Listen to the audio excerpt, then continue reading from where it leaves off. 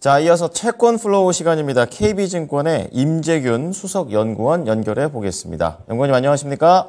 예, 안녕하십니까. KB증권 임재균입니다. 네, 이제 FOMC도 곧 다가오고 있고 거기에다가 어제 또 경제 지표 보니까 또 마음이 약간 좀 무거워지는 것 같습니다. 간단하게만 얘기하면 이제 고용 쪽에서는 계속해서 식지 않고 견조한 흐름들이 나오고 있습니다. 소비에 대한 부분도 나와줬는데 이러한 것들을 이제 FOMC 앞두고 어떻게 시장 영향으로 좀 녹여볼 수 있을까요?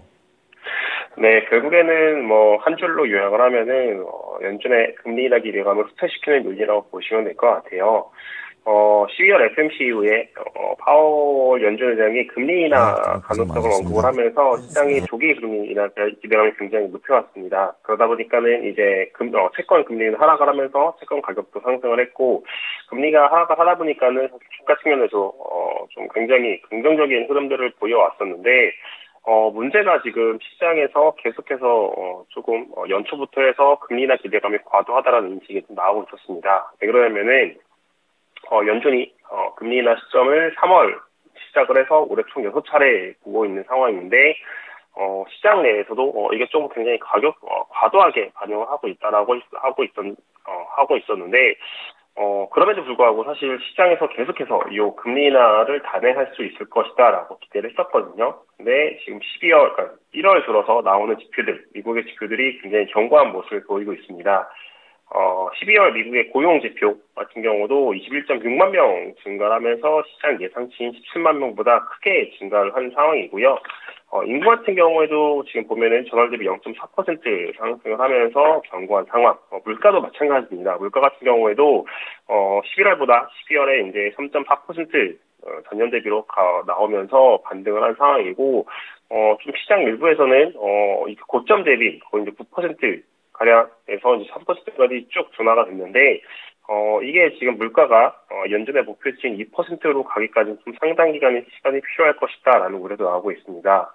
결국에는 물가가 3%까지는 빠른 속도로 둔화가 됐는데 3에서 4% 내외에서 안착을 하는 게 아니냐. 그리고 2%까지 가는 데에는 굉장히 조금 더 추가적인 시간이 필요할 수밖에 없는 게 아니냐라고 하고 있었고요. 이틀 전에 발표된 이제 미국의 12월 소매 판매 같은 경우도 굉장히 견고한 모습을 보였습니다. 전월 대비 0.6% 증가하면서 미국 같은 경우에는 견고한 고용 시장을 기반으로 해서 여전히 미국 가계는 소비를 할 수 있는 여력이 지속되고 있음이 확인이 됐습니다. 그러다 보니까는 시장에서 3월 금리 인하에 대한 기대감은 점점점 낮아지고 있는 상황이고 최근에 그러면서 좀 금리가 올라가고 있는 상황이다라고 보시면 될 것 같아요. 결국엔 이제 애틀랜타 연은총재에서도 지금 애틀랜타 연은에서도 이제 추정하고 있는 미국의 4분기 성장 같은 경우에도 소매 판매 이후에 이제 기존 2.2%, 2.4%까지 상향 조정이 되면서 미국 경기도 굉장히 견고한 모습을 보이다 보니까는 연준이 빠르게 금리 인하를 할 필요가 없다라는 게 현재 시장의 생각이라고 보시면 될 것 같습니다. 네. 진짜 먹고 살기 힘들다 그러는데 미국은 살만한 것 같고 그것 때문에 다른 나라들이 금리 때문에 힘든 것 같습니다. 자, 이어서 이제 금리와 관련해서 좀 더 추가적인 질문을 좀 드리겠는데요. FOMC 앞두고 이제는 블랙아웃 기간이 오겠죠. 이제 그런 가운데 금리 인하에 대해서 계속해서 어제도 애틀랜타 연은 총재가 하반기에 금리 인하할 거다. 그렇게 본다. 이렇게 또 얘기하게 되면서 매파적인 발언을 이어가고 있는데요.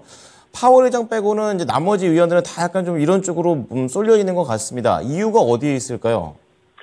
네, 결국에는 빠르게 금리 인하를 할 필요가 없다라고 생각을 하는 것 같습니다. 이제 연준 같은 경우에는 연준 위원, 그러니까 의장과 이제 이사 그리고 각 지역 연은 총재분들이 있는데 좀 우리나라와 달리 이제 미국 연준 위원들은 이제 언론사라든가 각종 컨퍼런스 혹은 대학교 이제 이런 공식적인 석상에서 각자 자신의 생각들을 발표를 하고 있습니다.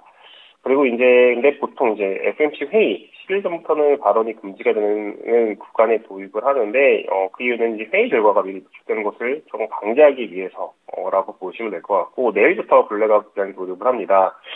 이제 조금 내일부터는 연준 위원들의 생각을 확인하기에는 좀 어려운 상황인 건데 12월 FOMC 이후에 연준 위원들의 발언을 살펴보면은 모두가 한결같은 목소리로 조기 금리 인하 기대에 대해서 조금 우려를 하고 있습니다. 시장이 3월 금리 인하를 시작을 해서 올해 총 6차례 인하를 반영을 하고 있는 상황인데 이 부분들이 다 과도하다라고 언급을 하고 있고요. 실제로 이제 방금 전에도 말씀 주신 이제 보스 측 애틀랜턴 총재가 연준의 금리 인하 시기는 하반기, 상반기가 아니라 하반기에나 시작할 수 있다라고 언급을 했고, FMC에서, 연준 의장이, 파월 연준 의장이 금리 인하 가능성을 언급하기 전에 사실은 이제 공식적으로 금리 인하에 대해서 처음으로 언급하신 분이 월러 연준 이사입니다. 요번에 이제 12월 FMC 전에, 금리 인하 가능성을 언급을 하면서, 시장의 금리 인하 기대감을 굉장히 높여왔던 부분들이 있는데, 이분조차도, 조금 시장에, 빠르게, 금리 인하 할 필요가 없다라고 언급을 했습니다. 결국엔 이렇게 FMC 이후에 다수의 연준위원들이, 금리 인하 기대가 과도하다라고 하는 이유가 좀 물가 안정에 대해서 조금 걱정을 하고 있는 상황인 것 같아요. 저희는 이제 보통 기준금리를 가장 지켜보는데, 실질적으로 통화정책이, 경제라든가 금융시장에 영향을 미치는 거는 기준금리를 통한 기준금리, 그리고 그것들이 영향을 미치는 초단기, 그리고 이제 채권금리, 2년, 3년에서 30년까지 금리에 영향을 미치는데, 최근에 지금 보시면은 미국채 10년물 금리 같은 경우에는 작년 10월 달에 5% 부분까지 상승을 했다가 그 이후에 쭉 하락을 하면서 이제 4% 대회에서 등락을 하고 있습니다.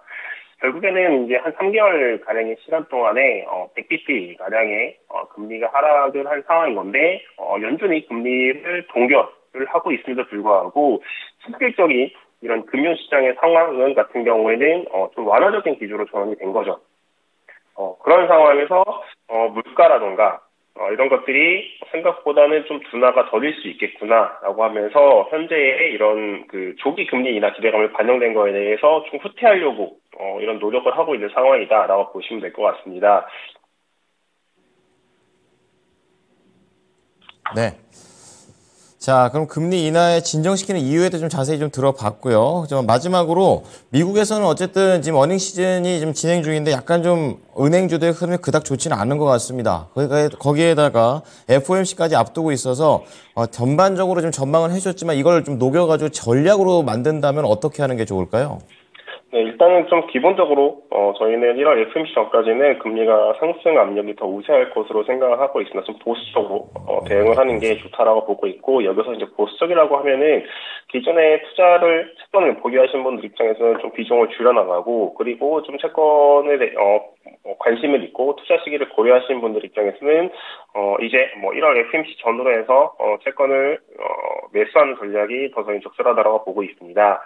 그 이유가 앞서서 말씀드린 것처럼 금리 인하 기대감이 굉장히 과도한 측면들이 있고 1월 FMC가 되면은 3월 FMC, 1월 다음에 이제 3월 회의가 됐는데 1월 FMC가 되면은 3월 달에 인하 기대감이 현실화가 될지인지 아니면 현실화가 되기가 어려운지 확인이 가능할 거라고 보고 있는데 저희는 지금 3월 금리 인하 가능성은 좀 많이 어려운 상황이라고 저희는 보고 있고요. 그러면서 금리 인하 기대감이 후퇴하면서 금리는 상승할 것이다라고 보고 있습니다. 그리고 조금 수급 압력도 좀 존재하는 상황이라고 보시면 될 것 같아요. 지난주 금요일부터 이제 미국 대형 은행들을 중심으로 해서 기업들의 4분기 실적이 발표가 되고 있습니다. 그리고 이제 미국 같은 경우에는 통상 실적이 발표가 되고 나서 회사들이 회사채 발행을 하고 있는데 지금 1월 달에 좀 발행 규모가 예상보다 클 것 같아요. 일단 중요 은행들의 채권 발행 예상 규모가 1월 달에 250억 달러 정도로 추정이 되고 있습니다. 이게 이제 작년 1월 달에 280억 달러 정도가 나왔다라는 점을 고려하면은 작년보다 3배 가장 큰 규모다라고 보시면 될 것 같고, 이게 이제 금리 인하 기대감 후퇴하면서 금리가 이제 시장 금리, 채권 금리가 상승을 하는 가운데 수급 압력도 좀 존재하는 상황이기 때문에 당분간 좀 센티에는 좋지 않은 상황이다라고 저희 보고 있습니다. 그래서 1월 FMC 좀 전후로 해서 조금 매수하시려고 관심 있게 보시는 분들은 1월 FMC 전후로 해서 매수하는 전략을 저희는 좀 추천을 드리고 있습니다. 네, 자 전략적인 측면에서 FOMC의 중요성을 다시 한번 강조해 주셨습니다. 오늘 말씀 감사합니다. 네, 감사합니다. 네, 오늘 채권 플로우는 KB증권의 임재균 수석 연구원이었습니다.